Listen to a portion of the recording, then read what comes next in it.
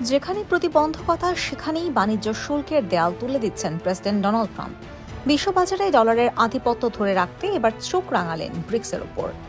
রাজধানী ওয়াশিংটন ডিসির রিপাবলিকান গভর্নরের অ্যাসোসিয়েশন এক সভায় যোগ দেন ট্রাম্প। এ সময় ডলারের বিকল্প আনার চিন্তা করা ব্রিক্স জোটের দেশগুলোর ওপর 150% উচ্চ মূল্যের শুল্ক আরোপের হুঁশিয়ারি দেন তিনি।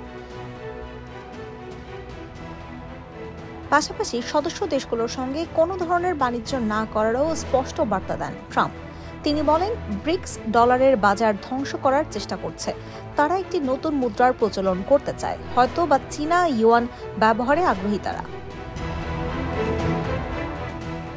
যদিও ট্রাম্পের এই হুঁশিয়ারির পর এখনও কোনো প্রতিক্রিয়া জানায়নি ব্রিক্সের সদস্য দেশগুলো। পশ্চিমা বলয় থেকে নিষ্কৃতি পেতে বিকল্প অর্থনৈতিক জোট হিসেবে ব্রিক্সের জন্ম। 2023 সালে ডলারের পরিবর্তে নতুন অভিন্ন মুদ্রা প্রচলনের প্রস্তাব করেন ব্রিক্সের সদস্য দেশ ব্রাজিল, চীন, ভারত, রাশিয়া ও দক্ষিণ আফ্রিকার নেতারা। আর সেখান থেকেই সূত্রপাত ব্রিক্স ও যুক্তরাষ্ট্রের সরাসরি দ্বন্দ্বের। শুধু ব্রিক্সকে হুঁশিয়ারি দিয়ে ক্ষান্ত হননি ট্রাম্প, টিপ্পনি কাটেন কানাডাকেও।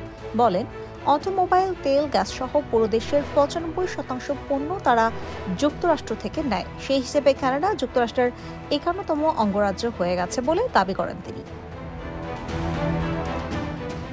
কানাডার বাসিন্দারা তাদের জাতীয় সঙ্গীত পছন্দ করেন। এই বিষয়ের সামনে আমরা একটি চুক্তি করব।